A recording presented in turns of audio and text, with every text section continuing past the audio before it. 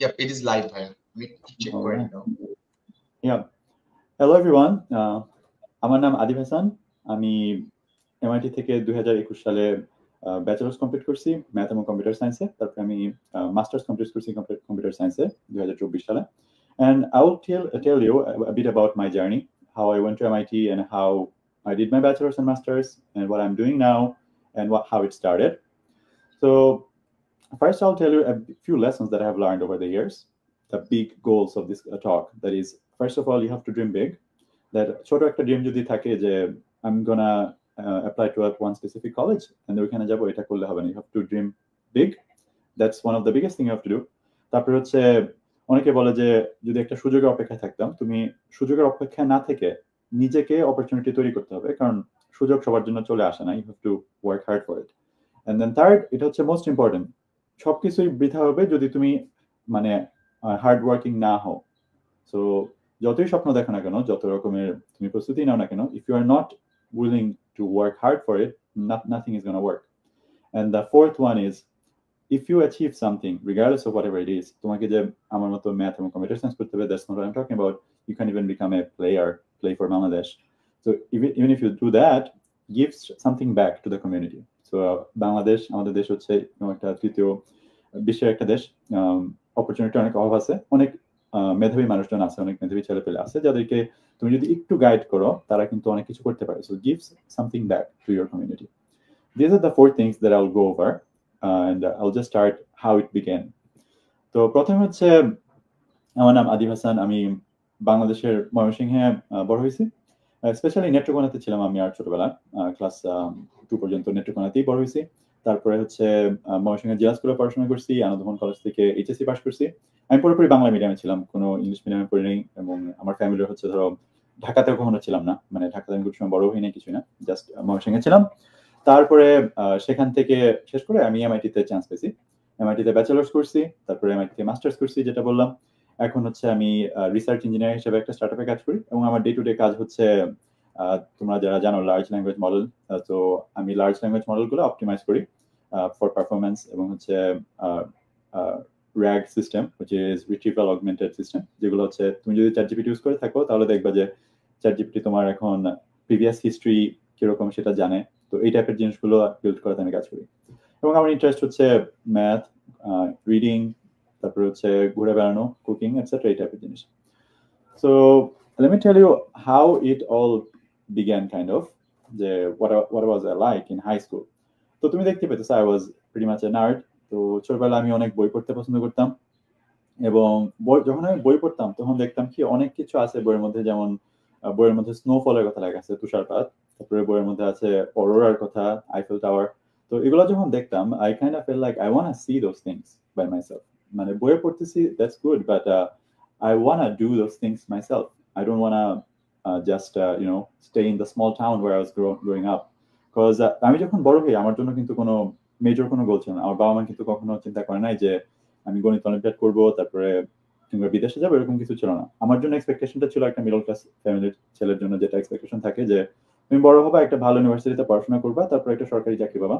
যদি BCS হয়, BCS কিন্তু অনেক কঠিন, আমি নট বলবো না যেটা সোজা, সে কিন্তু অনেক কঠিন। তো যদি একটা সরকারি চাকরি হয় then you are settle for life. So এটা ছিল আমার জন্য এক্সপেকটেশনটা। কিন্তু সেই ড্রিমটা আমি দেখতাম না। So I was like I wanted to do something more than that. I wanted to dream bigger than that.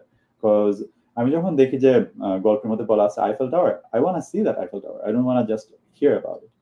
Saying আমি যখন বলি যে নিউ ইয়র্ক সিটিতে অনেক বড় বড় স্কাইস্ক্রেপার আছে, এম্পায়ার স্টেট বিল্ডিং আছে, ওয়ার্ল্ড ট্রেড সেন্টার আছে, I want to be there.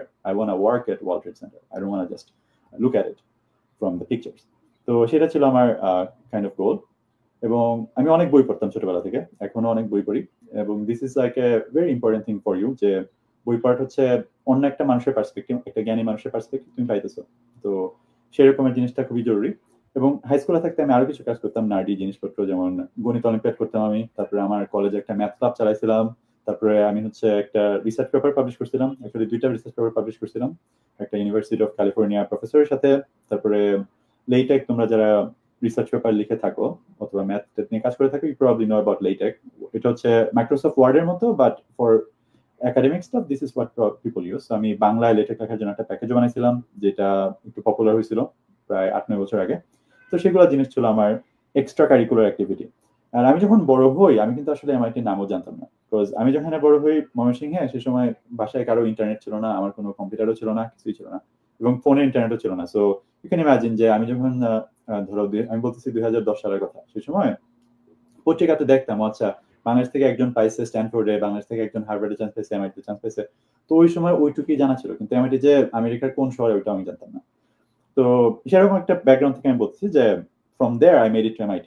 So how was it possible? এটা হচ্ছে যে I had to dream bigger, much bigger than what my parents expected from me. আমার বাবা মা ভাবছিল যে তুমি হচ্ছে বাংলাদেশে একটা ভালো ইউনিভার্সিটি পাইলেই হবে, বুয়েট বলো, ডিউ বলো, সাস্ট বলো, এরকম একটা পাইলেই হবে। But I wanted to do more than that. I wanted to go further beyond that.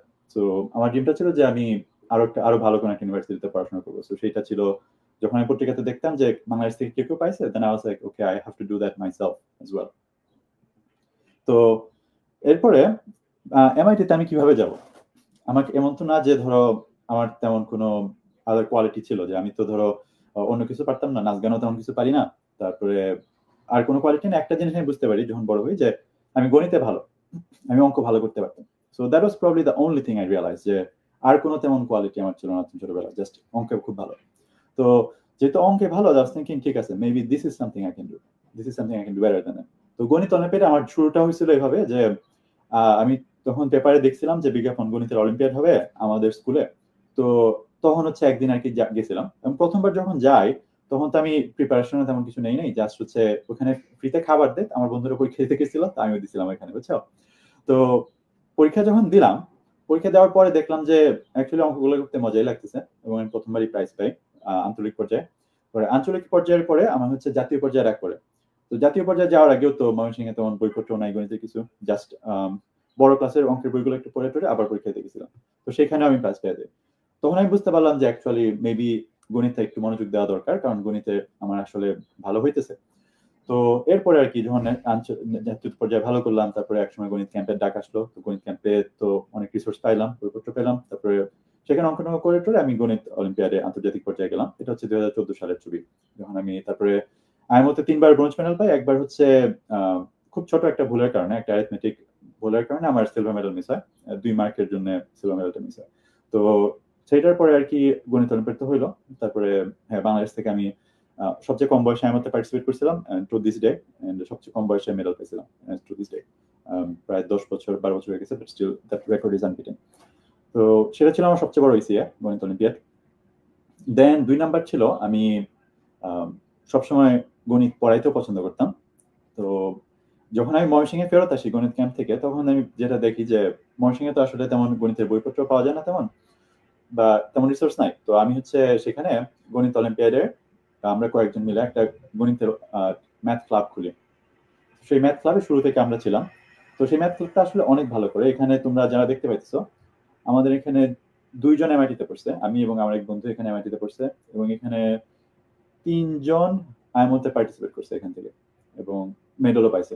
এবং টোটাল 5 জন, এই ছবিতে নাই, বাট টোটাল 5 জন আইএমওতে পার্টিসিপেট করছে, এবং 3 জন মেডেল পাইছে জাস্ট একটা ক্লাব থেকে। এবং আমরা জাতীয় পর্যায়ে সেরা গণিত ক্লাবে অ্যাওয়ার্ড পাইছিলাম 2012 সালে, 2012 অথবা 13 সালে আমরা সেরা গণিত ক্লাবে অ্যাওয়ার্ড পাইছিলাম সারা বাংলাদেশের মধ্যে।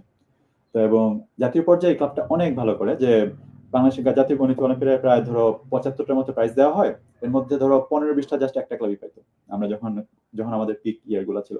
সো সেরকম ভালো যখন করে, then obviously you get awards and stuff, and it becomes a good এসিয়া, যে এটা একটা খুবই ভালো ইম্প্যাক্ট ফেলতেছিল। এবং আমি এটা কন্টিনিউ করছি অনেক বছর, কিন্তু সেই 2010, 11, 12, 13, 14 এরকম অনেক বছর আমি এটা কন্টিনিউ করছি।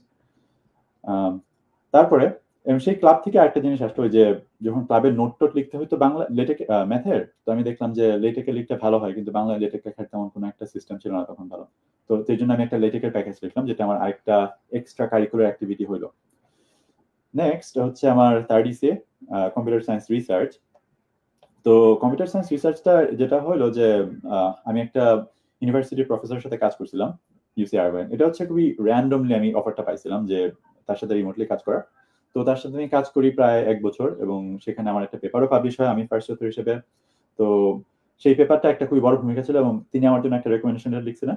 এবং এটা মনে রাখো যে যে কোনো একটা আমেরিকান কলেজের প্রফেসরের রেকমেন্ডেশন লেটার অনেক বড় ইম্প্যাক্ট ফেলে তোমার আন্ডার গ্রাজুয়েট অ্যাপ্লিকেশনের সময়। এন্ড দেন লাস্ট হচ্ছে আমি যখন ম্যাথ নিয়ে কাজ করতাম গণিত অলিম্পিয়াডে, তো সেখানে আমি কিছু নিজের আবিষ্কার ছিল যেটা নিয়ে আমি আরেকটা পেপার লিখি, ম্যাথের পেপার, এবং হচ্ছে তারপরে কিছু কোডিং এর প্রজেক্ট ছিল, আমি লেটেকের কথা তো বললামই। তো these are general my profile. তুমি যদি মাই এক্সট্রা কারিকুলার অ্যাক্টিভিটি গুলো দেখো, যে আমি যখন এমআইটিতে অ্যাপ্লাই করি, most of it is very centered about math, CS, এবং খুবই focused on these things in particular. যে and আমি জাস্ট আমার এই জিনিসটা হাইলাইট করতে চাইছিলাম যে this is something I'm good at and I'm very good at it, যেটা আমি শো করতে চাইছিলাম। বিকজ আমি কিন্তু একটা ওয়েল রাউন্ডেড প্রোফাইল বিল্ড করতে পারি না। যেমন আমি কিন্তু নাচ গান তেমন একটা পারি না, আমার গান গাইলে হচ্ছে পাখি পালায় যাবে অবস্থা, সো আমি কিন্তু সেটা চেষ্টা করি না, করলে হচ্ছে খুব একটা সুবিধা করতে পারতাম না, আই নো দ্যাট। তো সেগুলা হয় নাই। আর এরপর আরো ধরো অ্যাক্টিং, সেটাও পারি না আমি। তারপরে ধরো পাবলিক স্পিকিং, সেটাও তেমন একটা পারি না, মানে এমন আউটস্ট্যান্ডিং কোয়ালিটি নাই। সো যেগুলো আছে সেটা হচ্ছে আমি খুব ভালো মতো শো করার চেষ্টা করছি যে I am very good at. এখান থেকে একটা বড় লেসন তোমাদের জন্য হবে এটা, যে একটা ওয়েল রাউন্ডেড অ্যাপ্লিকেশন বিল্ড করার থেকে তোমার যদি একটা এজ থাকে, সেটা তুমি আরো অনেক বেশি দূরে নিতে পারো। যেমন অনেকে আছে আমি জানি ডিবেটিং এ ভালো, আমি না, কিন্তু অনেকে আছে তো আমি জানি ভালো, সেক্ষেত্রে অনেক ভালো মতো পুশ করো। অনেকে আছে ইন্টারেস্টেড রোবোটিক্সে আছে, তো সেটা পুশ করো। ইভেন নাচ গানও কিন্তু খুব ভালো হয়েছে, তুমি যদি খুব ভালো ইয়া করতে পারো দ্যাটস গুড। তারপরে তুমি যদি ভালো হও টেবিল টেনিসে, তুমি যদি বাংলাদেশ টিমের জন্য খেলতে পারো table tennis, that's amazing. Even তুমি যদি ক্রিকেটেও ভালো হও, তুমি যদি ওই যে বাংলাদেশের যে অনেকগুলো টুর্নামেন্ট হয়, আই ডোন্ট নো, যে ফার্স্ট ক্লাস, তুমি যদি সেটাতে খেলে থাকো, অথবা আন্ডার-19, এগুলো কিন্তু ফ্যান্টাস্টিক। এগুলো তোমার কলেজ কিন্তু খুব ভালো মতো দেখবে যে সামথিং দ্যাট ইজ এক্সট্রাঅর্ডিনারি। তো সেইটা আমি বলবো, সবকিছু যে ম্যাথ রিলেটেড হতে হবে তাও না, এবং সব কলেজ কিন্তু সেটা তোমার প্রেফারও করে না। এবং আমি কি তোমাদেরকে এটা বলে রাখি যে সেম প্রোফাইল, যেই প্রোফাইল দিয়ে আমি এমআইটিতে চান্স পাইছি, সেম প্রোফাইল দিয়ে আমাকে হার্ভার্ড রিজেক্ট করছে। So you can see that, যে খালি আমারটাই যে সেম তা কিন্তু না, মানে মানুষজনের প্রোফাইল কিন্তু ডিফারেন্ট হয়, এবং আমার ইয়ারে হার্ভার্ডে একজন চান্সও পাইছে। So you can see that যে এই জিনিসটা সেম না সবার জন্য। নেক্সট আরেকটি ইসে ছিল, it's a bit more fun. So আমার ছোটবেলা থেকে রান্না করতে পছন্দ, so I like to cook. তো আই হ্যাভ কুকড, আমি হচ্ছে ধরো বাবুর্চি আর কি, কুকিং এর তো বাংলা হচ্ছে বাবুর্চি। তো আমি ধরো অনেক বড় বড় রান্না করছি, প্রায় একবারে 50 জনের জন্য গরুর মাংস রান্না করছিলাম। So that's the pot you are saying. এই গরুর মাংস আই থিঙ্ক 30 কেজির মতো গরুর মাংস ছিল এখানে। দেখা মনে হচ্ছে ছোট, কিন্তু দ্যাটস অ্যাকচুয়ালি কোয়াইট ডিফিকাল্ট। কাটাকাটি করা, মশলা বাটাটা is very difficult, complicated process. So সেটা ছিল আরটিসি, এবং এটা হচ্ছে ছিল, আই ডোন্ট থিংক এটা এফেক্ট করছে, কারণ আমি কুকিং এ ধরো অ্যাওয়ার্ড পাইছি এরকম কিছু না। I just like to cook, আমি লিখছি যে ইয়া, এটা একটা ইসি। তারপরে হচ্ছে নেক্সট আসি আমার এমআইটি অ্যাপ্লিকেশনটাতে কি কি ছিল। তো এমআইটি অ্যাপ্লিকেশনটা যেটা হয়, যে বোর্ডের রেজাল্ট, ধরো বাংলা মিডিয়ামে পড়ছে, তো এসএসসি এইচএসসি রেজাল্ট অতটা আসলে গুরুত্বপূর্ণ না। সবচেয়ে বেশি গুরুত্বপূর্ণ তোমার এই এক্সট্রা কারিকুলার যে কাজগুলো করছো সেগুলা, তারপরে তুমি কিভাবে এসেটা লিখছো, এবং কে কে তোমাকে রেকমেন্ড করছে, সেই তিনটা জিনিস হচ্ছে সবচেয়ে ইম্পর্টেন্ট এমআইটির জন্য। এবং ইন জেনারেল সব ইউএস কলেজ অ্যাপ্লিকেশনের জন্য এই জিনিসটা, ব্যাপারটা এরকম। যেহেতু বাংলা মিডিয়ামে আমরা জানো যে মানে গোল্ডেন জিপিএ 5টা অনেক বেশি আসে, অনেক বেশি পরিমাণে আসে, তো এটা আসলে খুব একটা স্ট্রং কোনো ইয়া না। কিন্তু তুমি যদি ধরো এরকম একটা আইএমও মেডেল থাকে, বা আই4 মেডেল থাকে, কিংবা কেমিস্ট্রি অলিম্পিয়াডের যদি একটা মেডেল থাকে, দ্যাট ইজ অ্যামেজিং। তারপরে তোমার যদি এরকম ডিবেটিং অলিম্পিয়াডের একটা কিছু থাকে, সেগুলোও ফ্যান্টাস্টিক। তারপরে এসেগুলো একটু ভালো মতো লিখতে হবে, যে তোমার স্টোরিটা, দ্যাট ইজ ইম্পর্টেন্ট। কারণ ধরো আইএমওতে মেডেল তো ধরো পায় মানুষ অনেকই, বাট আমার একটা স্পেসিফিক ব্যাকগ্রাউন্ড আছে, যেটা আমি তোমাকে বললাম, যে আমি বড় হয়েছি বেসিক্যালি ময়মনসিংহের মফস্বল একটা শহরে। আমার ইন্টারনেট অ্যাক্সেস ছিল না, কিছুই ছিল না, আমি সেখান থেকে অঙ্ক শিখছি। এবং 2012 সালের আগে আমি কোনোদিন ইন্টারনেটে ঢুকিও নাই, ঠিক আছে, যে 2012 সালের আগে এরকম কিছু ছিল না। তো সেই অবস্থায় আমি ধরো আইএমওতে গেছি, তারপরে মেডেল পাইছি। So that shows a massive growth. তো this is what college is like. And MIT এসএগুলো আমি স্পেসিফিক্যালি বলি, যেহেতু আমার সময় 5টা এসে ছিল এমআইটি, ছোট ছোট, প্রত্যেকটা এসে 200 ওয়ার্ড, আই বিলিভ 200-250 ওয়ার্ড হবে, এর বেশি না। তো প্রথম এসেটা ছিল যে what you do for fun, and you can guess what I wrote about cooking, ঠিক আছে। and I tried to make it a bit funny. আমি লিখছিলাম যে ওই যে রান্না করছি মুরগি, পুড়ে গেছে মুরগিটা, so that's what I wrote about, ঠিক আছে। just a bit of fun experience, যে সব সময় যে নার্ডি তা না, জাস্ট একটু ডিফারেন্ট সাইডটা শো করার জন্য। নেক্সটটা ছিল যে এমআইটি তে কোন ডিপার্টমেন্ট এন্ড কেন। এন্ড এটার অনেস্ট আনসার আমার সবসময় জানতাম যে আমি যেখানেই পড়ি, I wanted to study math and computer science. আমি এই জিনিসগুলো ছোটবেলা থেকে ভালো লাগে, এগুলোতে আমার এক্সপার্টিসটা বেশি, ইন্টারেস্টটা বেশি আগে সময়। সো আমি লিখছি যে ম্যাথ এবং কম্পিউটার সায়েন্সে ডাবল মেজর করবো, and that's what I did. এটা মানে একদমই চেঞ্জ হয় নাই। 3 নাম্বার হচ্ছে যে how have you contributed to your community, যে কমিউনিটি কন্ট্রিবিউশনটা কিন্তু খুব গুরুত্বপূর্ণ, যে giving something back, this is এমআইটির জন্য অনেক ইম্পর্টেন্ট, এবং এমআইটির একটা খুব বড় হচ্ছে যে make the world a better place. এবং এই জিনিসটা তুমি যদি খেয়াল করে দেখো, it hasn't changed in my high school years, in my college years, or even now. যে one of the reasons I try to review other people's essays for free, যে আমি কোনো সময় টাকা নিই নাই কারো কাছ থেকে এসে রিভিউ বা মেন্টরশিপের জন্য, তো I do this for free just because I want to help other people, যে আমি চাই সবাই একটু ভালো করুক, সবাই হচ্ছে ইউএসএ আসুক, that's what I want to do. তো সেটা আমি লিখছিলাম হচ্ছে আমার ওই গণিত ক্লাব নিয়ে, যে যদি ইফ ইউ রিমেম্বার, যে একটা গণিত ক্লাব করছিলাম যেখান থেকে বেস্ট ম্যাথ ক্লাব অ্যাওয়ার্ড পাইছিলাম, তারপরে 5 জন এর মধ্যে পারফর্ম করছে। তো সেখানে আমি একটা জিনিস স্পেসিফিক্যালি বলবো, যে অনেক কমিউনিটি কন্ট্রিবিউশনের কথা কিন্তু লেখা যায়, বাট জিনিসটা হচ্ছে যে how do you know if this are true or not, তো how do you know that this is a impactful thing, এটা ইম্প্যাক্টফুল কমিউনিটির জন্য এটা আমরা কিভাবে বলবো।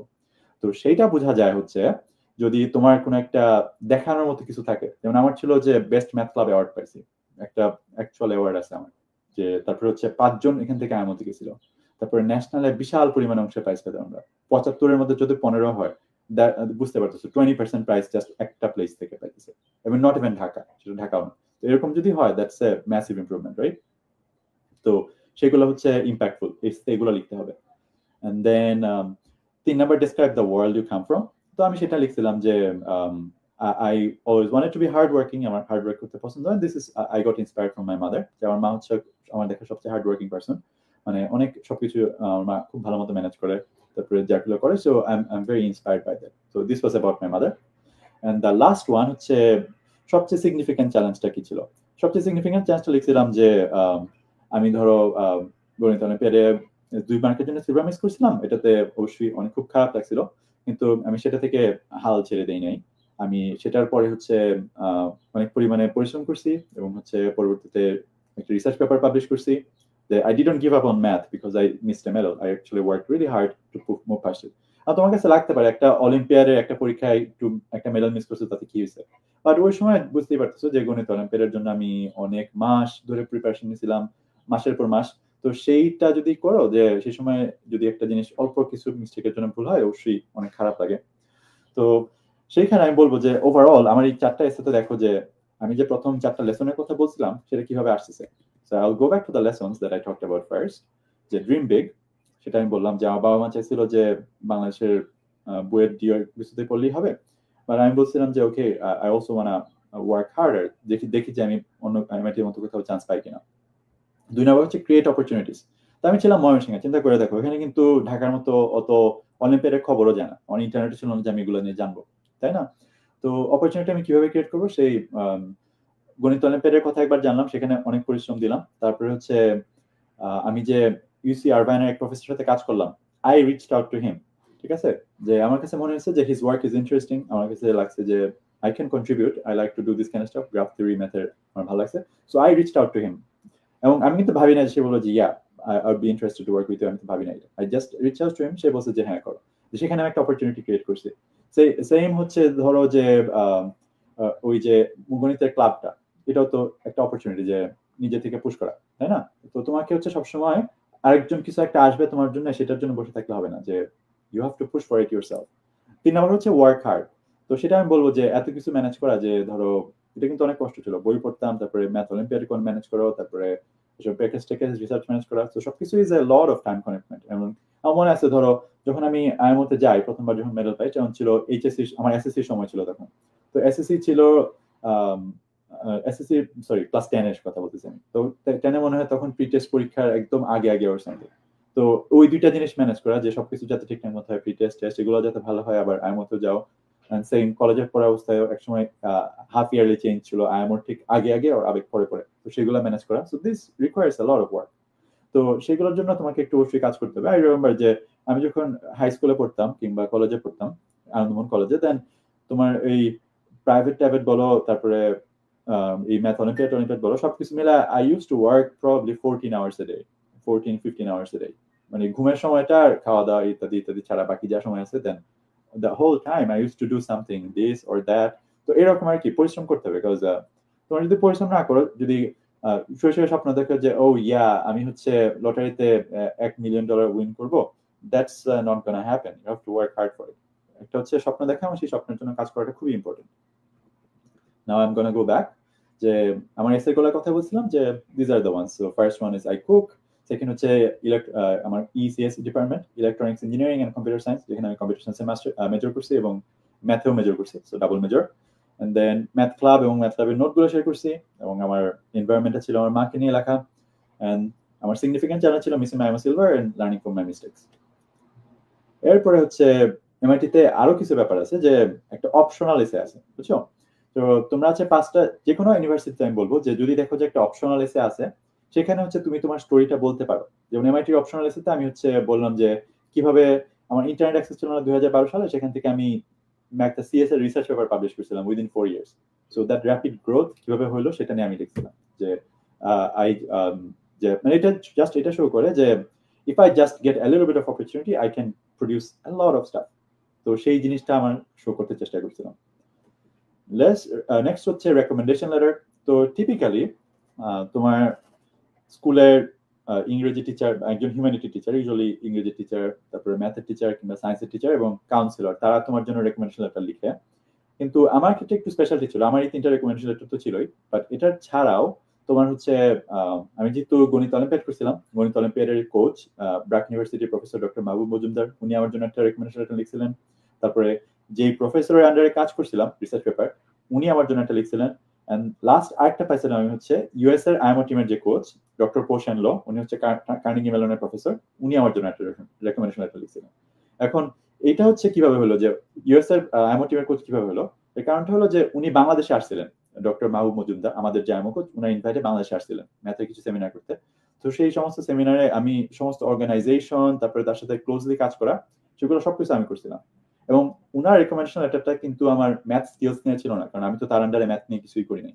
কিন্তু এটা ছিল মোর অ্যাবাউট আমার হিউম্যান সাইড, যে how I can organize people, how I can manage people, how I care about people, how I can do this things.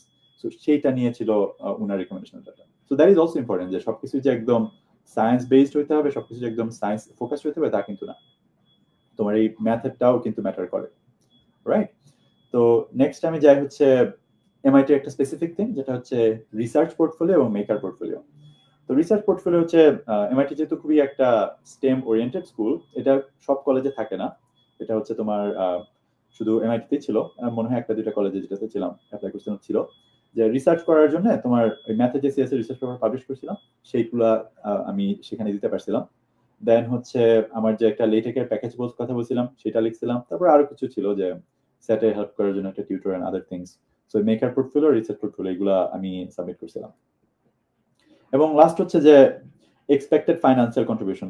আমেরিকার কলেজ কিন্তু অনেক এক্সপেন্সিভ, যেটা আমি সবাইকে বলে রাখি, যে আমি যখন আমেরিকাতে পড়তাম প্রত্যেক বছরের টোটাল কস্ট ছিল অ্যারাউন্ড $75,000, তো বাংলাদেশি টাকার উপর 1 কোটি টাকার উপরে পার ইয়ার। তো এত টাকা আমার বাবা আমার পক্ষে ইম্পসিবল, কোনোভাবেই পসিবল ছিল না। তো সেক্ষেত্রে আমি একটু লাকি ছিলাম যে আমার এটা একটা নিড ব্লাইন্ড স্কুল। এর মানে হলো যে তোমার বাবা মার যদি তুমি ফাইন্যান্সিয়াল ডকুমেন্ট গুলো সাবমিট করো, সেক্ষেত্রে হচ্ছে আমার বাবা মার tax return, bank statement and etcetera, তো সেটা দেখায় আমি দেখছিলাম যে আমার বাবা মার আমেরিকান স্ট্যান্ডার্ডে ইটস ইম্পসিবল আমার বাবা মার জন্য এগুলা ইয়ে করা। তো আমি হচ্ছে পুরোপুরি পাইছিলাম, সেই পুরোপুরি কভারটা পাইছিলাম। তো আফটার ফাইন্যান্সিয়াল এইড আমার প্রত্যেক বছর খরচ হয়েছিল অ্যারাউন্ড 1,000 থেকে 2,500 মতো, ঠিক আছে? It varied from one year to another year, but it was always between 1,000 to 2,500। আমি প্রতি সামারে, আমি যেহেতু কম্পিউটার সায়েন্সে পড়তাম, আমি প্রতি সামারে ইন্টার্নশিপ করতাম। একবার করছিলাম বার্লিনে ইন্টার্নশিপ, একবার করছিলাম হচ্ছে তোমার নিউ ইয়র্কে ওয়ার্ল্ড ট্রেড সেন্টারে কাজ করতে যেতাম কেনশোতে, আরেকবার করছিলাম ফেসবুকে। তো সেখানে ইন্টার্নশিপ যেগুলো আমার আয় হয়েছিল তা দিয়ে এই খরচ কভার হয়ে যেত, আরো টাকা থাকতো। সো ইন প্র্যাকটিস আমার বাবা মার আসলে তেমন কিছু দিতে হয়নি after that. And but I would say এটা সবসময় যে সত্যি তা কিন্তু না, এবং তোমার দেখতে হবে যে কোন স্কুলগুলোতে তোমার স্কলারশিপটা ম্যাচ করে, কারণ তোমার স্কলারশিপ যদি ম্যাচ না হয় সেক্ষেত্রে ভিসা পেতে জটিলতা হবে, এবং তুমি অন্য একটা দেশে এমন একটা সিচুয়েশনে পড়তে চাও না যেখানে হচ্ছে তোমার টাকা পয়সার ঘাটতি আছে এবং সিচুয়েশনটা ঝামেলা হইতে পারে। So that's mostly it. And next time বলি যে কিভাবে আমি মানে আমার প্রোফাইলটা সাজাইছিলাম, যে how do you highlight this things in different places, তাই না? তো আমার যে এক্সট্রা কারিকুলার অ্যাক্টিভিটি এবং এভরিথিং ছিল, সেটা তুমি প্রত্যেকটা কলেজেই পাবা যে একটা পেজ আছে, নাম হচ্ছে হোয়াট উই লুক ফর, যে প্রত্যেকটা পেজে আছে। এমআইটি ক্ষেত্রে এটা বলে যে the match, the match between you and MIT, and then other places called the what we look for, etc. সেখানে দেখতে পাবা যে MIT তোমার লিখাই আছে যে কি কি আসলে চায়, right? So MIT ক্ষেত্রে বলছে যে making the world a better place, এবং তুমি দেখো যে how it contributed to mind. আমারটা হচ্ছে যে আমি গণিত ক্লাবটা খুলছিলাম, ফ্রিতে নোট দিচ্ছি অনেক কিছু, that one. Collaboration and cooperation, গণিত ক্লাবে সেটা, and then same for initiative. So দেখতে পাচ্ছি sir a lot of the times doing something to be the first one, যে রিসার্চের জন্য অ্যাপ্লাই করা প্রফেসরের কাছে গিয়ে বলো, or কোন ক্লাবটা খোলা বলো, অথবা ম্যাথ অলিম্পিয়াডে পার্টিসিপেট করা, এগুলাই। and risk taking, যেমন পরীক্ষার আগে আগে আয়ামতে চলে যাওয়া, প্রিপারেশন আগে শেষ করা, these are risky behaviors, but and then being creative, LaTeX package publish করা, intensity, curiosity, excitement, so যে আমি অনেক বইপত্র পড়তাম, ইন্টারেস্টিং জিনিসপত্র। So see, these are the things. So my profile was a very good match for MIT, but you can also see that my profile Harvard এর জন্য maybe এতটা ভালো ম্যাচ ছিল না। So it's not that anything about me or Harvard, it's just that different universities are looking for different things. তো সেই জন্য আমার MIT তে হয়েছিল, বাট হার্ভার্ডে হয়নি। and আমি কিছু এই স্লাইডগুলো আমি শেয়ার করব, তো সেখানে তোমরা দেখতে পারবা যে এই লিঙ্কগুলা, যে হোয়াট উই লুক ফর, যে MIT ম্যাচ টেস্টে বললাম। দেন MIT অ্যাডমিশন অফিসার যারা আছে তারা হচ্ছে কিছু ব্লগ আর্টিকেল আছে যেখানে তারা এক্সপ্লেইন করে যে how this whole admission selection works. It's not a random chance, তারা actually they go through your application, they go through everything, and then another student perspective, so how it all works.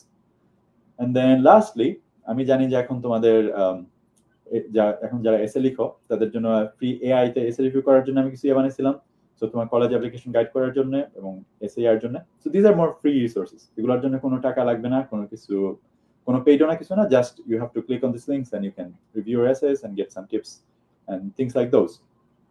And then next part, I'm going to the next part of the talk now. আমার MIT তে application করা পর্যন্ত করলাম। Now I'm going to talk about what was like studying at MIT. তো এটা হচ্ছে আমি যে ডর্মে থাকতাম সেখানে আমার মানুষজনের সাথে ছবি। And if you remember this person, he was also at that picture. Yes, so this guy, আমার ফ্রেন্ড, সে হচ্ছে MIT তে পড়ছে, সে হচ্ছে আমার সাথে একই ডর্মে ছিল, ঠিক আছে। দেন আমি MIT তে ব্যাচেলার্স করছি ম্যাথ এবং কম্পিউটার সায়েন্সে, পরবর্তীতে মাস্টার্স করছি কম্পিউটার সায়েন্সে MH, এন্ড তারপর হচ্ছে আমার কনসেন্ট্রেশন ছিল ফিলসফিতে। তো মানে হচ্ছে MIT তে তোমার কিছু হিউম্যানিটিস ক্লাস নিতে হয়, আমার বেশিরভাগ হিউম্যানিটিস ক্লাস ছিল ফিলসফির উপরে, দর্শন বা philosophy, which sounds a bit weird, but it gives you a very different perspective, যে তুমি বিভিন্ন জিনিস নিয়ে চিন্তা করতেছো, যে what drives you in life, তোমার জীবনের গোলটা কি, তোমার জীবনের গোলটা কি, এই যে আমি জাস্ট হচ্ছে বড় হবো, একটা চাকরি পাবো, সারাদিন 9টা থেকে 6টা পর্যন্ত জব করবো, and that's the end of my life, I don't want anything else in life. Is that the case, or do you want something more? What do you think about what do you want to achieve in life? If you want to have answers to these kind of things, I think philosophy is a good way to start. তারপরে super Europe আমি হচ্ছে research করছি MIT তে, তারপরে masters করছি। These are the more academics, and I'll talk about the fun side of it, যে MIT তে what the fun stuff I did. তো ফার্স্ট হচ্ছে ওই যে MIT একটা জিনিস আছে, নাম হলো পাইরেট সার্টিফিকেট। সো পাইরেট সার্টিফিকেটটা কি জিনিস, তো তুমি যদি ফিজিক্যাল এডুকেশনে কিছু ক্লাস নাও, যেমন শুটিং, সো পিস্তল শুটিং, তারপরে আর্চারি, ফেন্সিং হচ্ছে ওই যে তলোয়ার দিয়ে, আর হচ্ছে সেইলিং, তো এগুলো যদি কমপ্লিট করো দেন MIT তোমাকে একটা সার্টিফিকেট দেয় that you are a certified pirate. এবং সেলিং ক্লাসের একটা বেনিফিট হলো তুমি আজীবন MIT প্যাভিলিয়ন থেকে সেল করতে পারবা। তো আমি যদি এখন কখনো বোস্টনে ভিজিট করতে যাই, আমি এখন নিউ ইয়র্কে থাকি, আর যদি কখনো বোস্টনে ভিজিট করতে যাই, I can always take out a boat like this and then sail the river, which is a lot of fun. Selling করাটা হচ্ছে খুবই ফান একটা কাজ, যে বোটটা ক্রুজ করতে পারা, হচ্ছে ধরো ম্যানুভার গুলা খুবই ইন্টারেস্টিং, এবং you can also race with sail boats, which is also fun, ঠিক আছে। So that's something I did, and same for shooting. Pistol shooting is also a lot fun to learn, and then same for fencing. I think fencing is more fun. Pistol shooting sounds very cool, কিন্তু জিনিসটা হচ্ছে তুমি in reality what happens is যে তোমার তো একটা target board থেকে অনেক দূরে, you just take aim and shoot করো, but that is not as fun. কিন্তু fencing you actually duel with people. তো তোমার হচ্ছে ধরো তোমার সাথে একজন থাকে, দুজনেই মাস্টার্স পরা, একদম প্রোটেক্টিভ গিয়ার পরা, দেন হচ্ছে সেখানে গিয়ে তুমি you can fence and duel with people, and which is a lot of fun. And I was briefly considering joining the fencing club, but আমি যে উইকে জয়েন করবো ওই উইকে ওই ক্লাবের একজনের আঙ্গুল ভেঙে গেছিল এই ফেন্সিং টুর্নামেন্টে গিয়ে, So that kind of scared me. যে এগুলা হইতে পারে, because when you do it's a bit unsafe. So পরে আমি জয়েন করি নাই তখন। যাই হোক, and then আমি হচ্ছে বলছিলাম যে নাচ গান পারি না, তো পরে নাচ গান শিখছি MIT তে। অ্যাকচুয়ালি নাচা শিখছি, গান করা শিখি নাই। আমি MIT কিছু ড্যান্স গ্রুপে ছিলাম, তোমরা যারা দেখো না ড্যান্স পারফরমেন্স, তো সেগুলাতে আমি ছিলাম। যে এখানে একটা ড্যান্স গ্রুপ দেখছো, এটা হচ্ছে MIT ড্যান্স গ্রুপের পারফরমেন্স বেশ কয়েক বছর আগে। এন্ড আমি যে কই আমি নিজেও জানি না, এখানে ভুলে গেছি, but I am somewhere in this picture. Same হচ্ছে এশিয়ান ড্যান্স টিমে ছিল, তারপরে MIT ল্যাটিন ড্যান্স ক্লাব, এরকম আমি বেশ কয়েকটা ড্যান্স ক্লাবে ওভার দি ইয়ার্স, সবগুলাতে একসাথে ছিলাম না, but in different times different years আমি এগুলাতে ছিলাম। And it's a lot of fun যে তোমার ওভার দ্য সেমিস্টার তুমি একটা কোরিওগ্রাফি পুরোপুরি তুলতে হয়, তারপরে সবাই একসাথে নাচটা শেষ করো, and you also make some new friends, which is a lot of fun. I would highly recommend তুমি যদি যে কোনো ভবিষ্যতে কলেজে যাও, I think you can have a great social life if you join some of these groups. And then আমি হচ্ছে ছবি তুলতাম, so this is one interest that I grew after joining MIT, যে আমি হচ্ছে ছবি তুলতে পছন্দ করতাম। so MIT একটা ক্যাম্পাস নিউজ পেপার আছে যেটার নাম দি ক্যাক, তো সেখানে আমি অনেকগুলো ছবি তুলছিলাম আমার প্রথম বছরে, অনেকগুলো ছবি ছাপা হয়েছিল। তো এর মধ্যে এই ছবিটা আমার ফেভারিট, যে একটা কি বলে পডে অর সামথিং হইতেছিল, ওইখানে অনেক মানুষ কুকুর নিয়ে আসছিল, that's why I took some really beautiful photos. এই সবগুলো ছবি ছাপা হয়েছিল, and unfortunately অনেক বছর আগের কথা, এই ডগটা প্রবলি মরে গেছে এতদিনে। So yeah, that's the photography, and I still like to take photos. এখন হচ্ছে ধরো I would say যারা ছবিতে ইন্টারেস্ট আছে, I would say that can also become a great extracurricular activity. তোমার যদি একটা অ্যাওয়ার্ড উইনিং ছবি থাকে, and সামার কিন্তু খুব ভালো একটা টাইম ছবি তোলার জন্য বাংলাদেশে। তুমি যদি একটু দূরে যাও গ্রামের দিকে or something, তুমি রাতের আকাশের ছবি তুলতে পারবা, or village life or নদীর ছবি তুলতে পারবা। These are nice things to submit. তুমি যদি একটা অ্যাওয়ার্ড পাও, that can be a fantastic ECA for you. And আমি ECA এর জন্য ছবি তুলি না, এখন আমার ECA দিয়ে কি হবে, but I just like to take pictures. Next হচ্ছে আমি হাইকিং করতে পছন্দ করতাম। তো MIT তে একটা হাইকিং ক্লাব ছিল, নাম উইন্টার স্কুল, তারা হচ্ছে জানুয়ারি মাসে বিভিন্ন জায়গায় হাইকিং করতে যেত বরফের মধ্যে। That was fantastic. I loved it. In New Hampshire অনেক সুন্দর সুন্দর মাউন্টেন আছে, you can ski and do other things. That is a beautiful thing to do. And the last আরেকটা হবি আমি ডেভেলপ করছিলাম MIT তে, সেটা হচ্ছে পাওয়ার লিফটিং, যে খুবই হেভি অবজেক্ট তোলা। তো এখানে হচ্ছে আমি 165 কেজি ওজন আগায় আনছি। That's like a few years ago. এখন আমি হচ্ছে আরো বেশি তুলতে পারি, এখন আমি লাইক 420 পাউন্ড তুলতে পারি, which is like 190 kilos. So it increased a bit. এটা হচ্ছে almost 3 years ago. So now, and yeah, it just makes you very strong. তারপর আমি ক্লাইম্বিং ক্লাবেও ছিলাম। So ক্লাইম্বিং ক্লাব হচ্ছে you climb boulders and stuff. And I would say in general যে বাংলাদেশে আমরা যেটা দেখি যে ফিজিক্যাল অ্যাক্টিভিটি অতটা পপুলার না, but I would say this is very important for your health.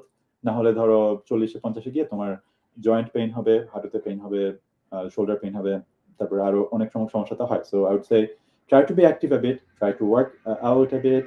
তোমার যদি একটু সময় থাকে একটু হাঁটার চেষ্টা করো, অ্যাটলিস্ট বাইরে গিয়ে একটু হাঁটা, একটু দৌড়ানো, কিংবা একটু যদি আশেপাশে জিম থাকে একটু জিমে জয়েন করা, এগুলো করো। I think this is a fantastic habit to build. Next হচ্ছে আমি কমেডি ক্লাবেও ছিলাম। সো এক সেমিস্টার আমি কমেডি ক্লাবে হচ্ছে মজার মজার জোকস করতাম। সো সেই ক্লাবে আমার ছবি নাই কোনো, বাট দ্যাটস অ্যানাদার থিং, যে তুমি যদি শিখতে চাও how to tell jokes and stuff, you can join another clubs. And that's mostly all I had. I know we started a bit, I finished probably a bit earlier, but we have more time for questions. If you guys have questions, please ask. Yes, Bhaiya, before going to question, I just want to introduce my team to you, like one by one. So Bhaiya, আমি হচ্ছে মাহির কথা তো আপনাকে বলছি, and this is Nishat Niha, who is a co-founder of College, also my partner, and we actually work for like helping students, and আমাদের target হচ্ছে যত বেশি স্টুডেন্ট এনসিটিভি বেশি স্পেসিফিক্যালি যারা হচ্ছে এই প্রসেসটা এখন পর্যন্ত এক্সপ্লোর করতে পারে না, ইভেন্চুয়ালি তারা এক্সপ্লোর করে হচ্ছে এইচএসসি পর পাবলিক ইউনিভার্সিটি পরে যেটা খুব লেট হয়ে যায় আলটিমেটলি। সো জি ভাইয়া, this is my team, and Hasan হচ্ছে আমাদের ইন্টার্ন, এন্ড মাহিকে আপনি তো চিনেন। So ya, do you have any questions guys for Adib ভাই? Yes, don't be shy. Just ask. I do have a lot of questions. So, hey, you did a lot of extracurricular activities, which is amazing. My question is, how did you handle the pressure of your academic studies and the extracurricular activities that you did? Yeah, that's amazing actually. You sleep less. That's the short answer. You sleep less, I guess.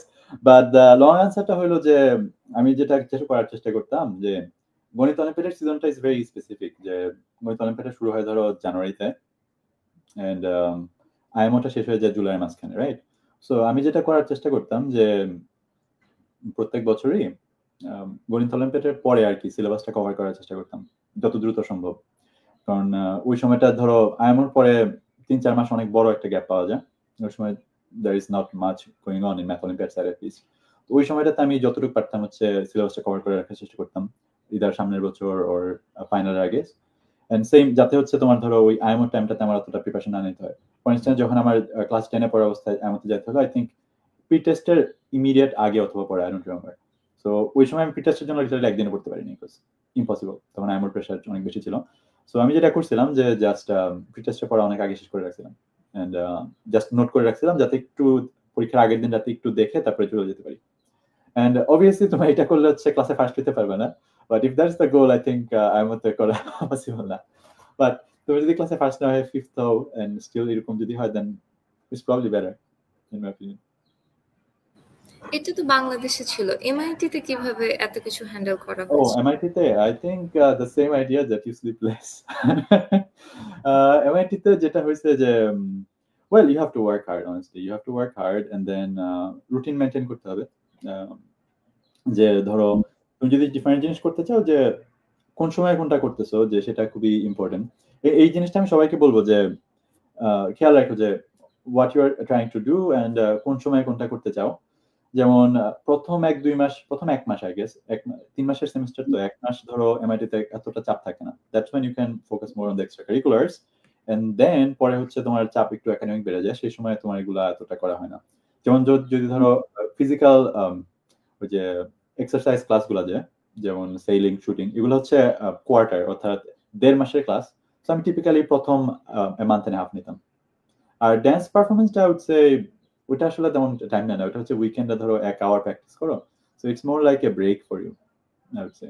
যে পড়াশোনার মাঝখানে 1 ঘন্টা গিয়ে নিচে গিয়ে আসতে, এটা it's like a break, I didn't think. আর জানুয়ারি মাসে তোমার ধরো এমআইটিতে বন্ধ থাকে 3 সপ্তাহের, ওটাকে ওরা বলে আইএপি বা ইন্ডিপেন্ডেন্ট অ্যাক্টিভিটি পিরিয়ড। সে সময় কোনো ক্লাস থাকে না। ওই সময় হচ্ছে ওই হাইকিং টাইকিং জিনিসপত্রগুলো আমি করছিলাম। আর মাঝে মাঝে ধরো 2-3 দিনের একটা গ্যাপ, 3 দিনের উইকেন্ড থাকে, একটু লং উইকেন্ড থাকে, সো সেরকম সময়ে কোথাও ঘুরতে টুরতে যাওয়া যায় or something. So সেগুলা, but you all just need to prioritize everything and বুঝতে হবে যে কতটুকু কয়টা ক্লাস নিলে তোমার লাইফের ব্যালেন্সটা আসে। কারণ এমনও পসিবল যে তুমি যদি 6-7টা ক্লাস নাও, which I have done, then সেক্ষেত্রে তোমার হচ্ছে লাইফটা খুবই মিজারেবল হয়ে যায়, you don't have time to do anything else. But if you take a bit less classes, then you have time to do more stuff, so you feel happier, you feel more energetic. Yeah, so that's how it goes. Okay, ভাইয়া, I want to mention যে নিহা হচ্ছে currently Coldwell University পড়তেছে in New Jersey. In New Jersey. So I think in fall 24, right? Fall 24 I guess so. Nice. So meet Adit bhai. Adit bhai in New York, right? Yeah, I live in New York. Yeah, I live in East Village right now. Yeah, nice. Mahi Hassan, তোমাদের কোনো question থাকলে you can ask. Yeah. And তারপর আমরা কমেন্টে question বলতে চলে যাব। Bhaiya, does SAT score really matter to get into MIT? The answer is, if it is bad, then it matters. If it's good, it doesn't. But honestly, answerটা বলে এটা যে ধরো অ্যাডমিশনটাকে আমি সবাইকে বলবো যে you see it like তোমার competitor হচ্ছে, your competitor is not from someone from Europe. ঠিক আছে? তোমার কম্পিটিটর কিন্তু তারা না। তোমার কম্পিটিটর হচ্ছে তোমার দেশ থেকে, বাংলাদেশ থেকে আর কারা অ্যাপ্লাই করতেছে। Because typically তোমরা জানো যে MIT বলো, স্ট্যানফোর্ড বলো বা হার্ভার্ড বলো, they take just 1 person from Bangladesh, sometimes 2. And last time on an exception, they took 3, right? So, but most of the time they take 1 or 2, which means that you are competing against all the other applicants from Bangladesh. And in some broader extent, maybe India, Pakistan, Nepal, other countries, but I would say less, but more is about this pool. এখন তোমার search কোডটা জাজ করা হবে তাদের এগেইনস্টে। এখন বাংলাদেশ থেকে যারা অ্যাপ্লাই করে তাদের সার্চ কোড যদি ভালো হয়, তোমারটা খারাপ হলে it is gonna be bad for you. কিন্তু সার্চ কোড যদি খুবই ভালো হয়, I think it matters less, because Bangladesh থেকে যারা অ্যাপ্লাই করে সবার ইদানিং স্যাট স্কোর অনেক ভালো, so it doesn't give you an edge because গত বছর আমি যাদের প্রোফাইল রিভিউ করছি অনেকেরই ছিল 1500 উপরে, বেশ কিছু দেখছি আমি 1530 1550, তো ইভেন যারা হচ্ছে বড় বড় ইউনিভার্সিটিতে চান্স পাইছে, যাদের এসএগুলো আমি রিভিউ করছি, তাদের মধ্যে at least 1% I have seen 1550 and she got into a very good place. তো এরকম বেশ কয়েকটা দেখছি আমি। তো দ্যাট মিনস তোমার স্কোর যদি ধরো 1500 এর নিচে থাকে, and if you're competing against these people, I'm not saying impossible because I've also seen someone যার SAT score ছিল, I'm not going to say the name for obvious reasons, but I've seen someone whose score was below 1480 1470, but they got into a very good college. So that is also possible কারণ তাদের স্টোরিটা খুব ভালো ছিল, তার এসেগুলো খুবই সুন্দর ছিল, she had a fantastic essays and stuff and great Olympiad stuff, so she did well. So সেটাও possible, but I would say যে just think about, so just ask you around, যে তোমার ইয়ারে যারা অ্যাপ্লাই করতেছে ask around, তোমার হচ্ছে এমনি গিয়ে ডেফিনেটলি জিজ্ঞেস করতে হবে না, but you know when you're talking to someone on the side, how did it go, like how did you go, how did that go? Okay, Bhaiya, I have one question, and that is like in recently I have encountered that the LinkedIn profile ta khub beshi important for application. Is it true? Not really. তুমি যদি চাকরি খোঁজো তাহলে important, but for college probably not. কিছু কলেজে তুমি হচ্ছে resume submit করতে পারো, so it's a good idea to build your resume, but এবং লিঙ্কডইন প্রোফাইলে লিঙ্কও দিতে পারো, but in my honest opinion যখন তুমি মানে হাই স্কুল বা কলেজে পড়া অবস্থায় I don't think people expect ইট, কিন্তু ইউনিভার্সিটিতে পড়ার সাথে সাথে people do expect it, because তুমি যখন ইউনিভার্সিটিতে পড়বা, যখন ইন্টার্নশিপের জন্য অ্যাপ্লাই করবা, I think you do have to apply LinkedIn profile লাগবে এবং একটা ভালো প্রফেশনাল রিজিউমে লাগবে। So Bhaiya, if I input the LinkedIn link in application, do they really check the admission? Very, যদি তুমি একদম ফাইনাল রাউন্ডে থাকো এবং হচ্ছে টাই হচ্ছে আর কয়েকটা অ্যাপ্লিকেশনের সাথে, then the small things matter, but I would say যে আমি একটা লিংক দিছিলাম যে it's more then A job, যেটা আমার স্লাইডে আছে, আমি নাম করে শেয়ার দ্য স্লাইডস, এখানে একজন অ্যাডমিশন অফিসার তার এক্সপেরিয়েন্সটা বলছে। So it's usually 3 rounds of reviews, right? 3, sometimes 4. So 3 rounds of review তে তোমার যায়, ফার্স্ট রাউন্ড রিভিউ হচ্ছে অবভিয়াস এরর গুলো বাদ পড়ে যাবে। সো অবভিয়াস এরর কিরকম হতে পারে, যে ধরো এসে হচ্ছে কমপ্লিটই করে নাই, তারপরে এসে হয়তো খুবই অনেক বানান টানান ভুল এবং খুবই বাজেভাবে লিখছে, সো এরকম অবভিয়াস এরর গুলো ফার্স্ট রাউন্ডে বাদ, and then second round you know they're going to do, and third round evaluation হয়তো খুবই মাইনর চেঞ্জেস, সো সেইখানে হয়তো ম্যাটার করতে পারে, but in the first 2 rounds probably not, because the idea হচ্ছে ধরো তারা বাংলাদেশ থেকে একজন নিতে চাইতেছে, এখন দুজনের প্রোফাইল খুবই কাছাকাছি, so in that case maybe something can give an edge, but otherwise probably not. ওকে ভাই, থ্যাংক ইউ ভাইয়া। আমি এখন হচ্ছে ভাইয়া কমেন্টের কোশ্চেনগুলো কভার করতেছি, তার আগে আমি ওদের একটু রিমুভ করে নিই, বিকজ আই থিংক ওদের কাজ আছে। So first question is, hey, what would you suggest a person should do in their bachelor's to get fully funded chance in MIT for masters? Like people say we should have international awards or research papers or internships alongside good results. Which ones are right?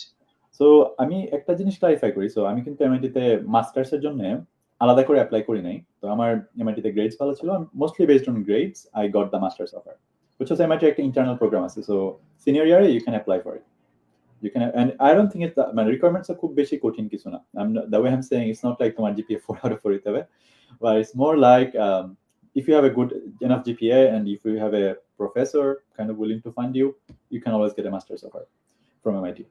So সেই ক্ষেত্রে that being said, I can tell you in general that what works for masters if you're applying for it. তো সেই ক্ষেত্রে তোমার সবচেয়ে important probably হচ্ছে professor সাথে connection, because যে প্রফেসরের সাথে তুমি কাজ করবা তার সাথে কানেকশন থাকাটা খুব important, and that you can build if you have research publications. তুমি যদি কনফারেন্সে যাও, প্রফেসরের সাথে মিট করো, সেই ক্ষেত্রে if you send them emails that would be helpful. So তোমার গ্রেডস, তারপরে তোমার internship or research paper, these are very important. I would say for masters, international award like এগুলা অতটা ম্যাটার করে না, মানে মাস্টার্স পর্যায়ে it's slightly different, it's more about তোমার রিসার্চটা এবং তোমার একাডেমিক পারফরমেন্স, তুমি যদি মাস্টার্স পিএইচডি তে অ্যাপ্লাই করো সেটা কিন্তু it's less about your এই হাই স্কুল স্টাফ। আমরা হাই স্কুলে এগুলা করি কারণ হাই স্কুলে তো কেউ আসলে রিসার্চ করে না, রাইট? হাই স্কুলে তো ধরো তুমি কি দেখছো কাউকে হাই স্কুলে nature publication? Very rare, 1 or 2% maybe. So that's why in high school তুমি হচ্ছে just show that you have potential to do great stuff, that's why you do Olympiads. কিন্তু আন্ডারগ্রাজুয়েটের সময় তুমি কিন্তু চাইলে রিসার্চ করতে পারো। So if you have research papers from undergrad, that is fantastic. Okay, wait. So next, okay, that's a compliment for you. Like I can also Thank you. cook very well. Thank you so much. Really appreciate it. Okay, so and then glad to see you, man. Yeah. Thank you for listening. Yeah. I am from poor financial background. My father is a farmer. How it will affect my application at USA? Will it affect positively or negatively? Yeah. First of all, Hassan Habib, thanks for actually asking this question. এটা অনেকে uncomfortable feel করে জিনিসটা বলতে, and it's nothing wrong being a son of a farmer. আমার দাদাও কৃষক ছিল, so আমার বাবা হচ্ছে সেই হিসেবে কৃষকের ছেলে। দেন আমার বাবা মিডল ক্লাস জব করছে, এমন না যে আমার বাবা সচিব টচিব এমন কিছু ছিল, জাস্ট সিম্পল ব্যাংকে চাকরি করতো, এবং আমিও মিডল ক্লাস ফ্যামিলির ছেলে। তো সেদিক থেকে আমি বলি যেটা, যে ধরো তোমার এই জিনিসটা ইন পার্টিকুলার, তোমার যদি একটা স্টোরি থাকে সুন্দর, you should always try to write about it.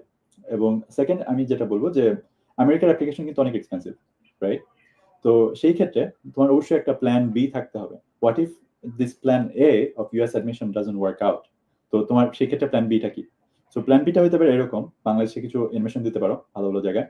R plan বিটা হতে পারে তুমি ইউরোপে কিছু জায়গায় ভালো ফান্ডিং দেয়, স্কলারশিপ ইউরোপে দেয়, তারপরে অস্ট্রেলিয়াতে দেয়, তারপরে ধরো সিঙ্গাপুরে দেয়, হংকং এ দেয়। There are many universities which also give funding. তোমার প্ল্যান বিটা হতে হবে এটা। I would say even plan C, যে যদি ইউরোপিয়ান ইউনিভার্সিটি বা অস্ট্রেলিয়ান ইউনিভার্সিটি ওয়ার্কআউট না করে, প্ল্যান সি হচ্ছে ধরো আরো কিছু ইউনিভার্সিটিতে তোমার অ্যাপ্লাই করতে হবে, বাংলাদেশে বলো বাইরে বলো। বাংলাদেশের ইউনিভার্সিটিগুলো কিন্তু সহজ তা কিন্তু না, বুয়েট বা ডিইউতে চান্স পাওয়া কিন্তু অনেক কঠিন। I would say it's very hard, তোমার অনেক প্রিপারেশন নিতে হয় এটার জন্য। এবং সেই জন্য আমি সবাইকে বলবো যে পারলে এইচএসসির আগে অ্যাপ্লাই করে ফেলো, কারণ যখন তোমার এইচএসসি শেষ হবে সেই বছরে তোমার অনেক চাপ থাকবে এই বাংলাদেশে অ্যাপ্লাই করার জন্য। সো ইফ ইউ ক্যান, তুমি হচ্ছে ওই ইন্টারের ফার্স্ট ইয়ারের পরে যে টাইমটা থাকে সেই সময়টাতে যেভাবে পারো অ্যাপ্লাই করে ফেলো, এবং ভালো মতো সময় নিয়ে। ইটস নট লাইক যে তুমি হচ্ছে, আমি অনেককে দেখি জাস্ট 1 মাসের টাইম নিয়ে তুমি অ্যাপ্লাই করতে বসতেছো, সেটা কিন্তু একটা ভালো অ্যাপ্রোচ না। সেটাতে তোমার একটা ভালো মতো অ্যাপ্লিকেশন প্রিপেয়ার করতে তোমার মিনিমাম 3 মাস সময় লাগবে, 6 মাস লাগতে পারে। এন্ড আর ইফ নেক্সট আসে তোমার নেক্সট পার্টটা, যে পোর ফাইন্যান্সিয়াল ব্যাকগ্রাউন্ডে কি হবে। সো তোমার যেহেতু বেশিরভাগ কলেজ হচ্ছে নিড বেসড, দ্যাট ইজ তারা তোমার ফান্ডিং কতটুকু দিতে পারতেছো সেটা চান্সে ম্যাটার করে। So it will effect it. So this is the honest answer, যে কিছু কিছু কলেজ আছে নিড ব্লাইন্ড, যেমন এমআইটি, ইয়েল, হার্ভার্ড, এরকম কিছু কলেজ আছে নিড ব্লাইন্ড, তারা তোমার বাবা মার ফাইন্যান্সিয়াল কন্ডিশনটা দেখবে না। কিন্তু বেশিরভাগ কলেজ কিন্তু নিড বেসড। সো যদি দুজনের সিমিলার প্রোফাইল থাকে, যার ফ্যামিলি বেশি টাকা কন্ট্রিবিউট করতে পারবে তার চান্স পাওয়ার প্রবাবিলিটি কিন্তু অনেক বেশি। তো সেই জন্য আমি বলবো যে অ্যাপ্লাই, অলওয়েজ অ্যাপ্লাই, কারণ তুমি যদি অ্যাপ্লাই না করো তাহলে তো তুমি জানবাই না যে চান্স পাইলে কিনা। But always be prepared for the bad outcomes, always have plan বিস।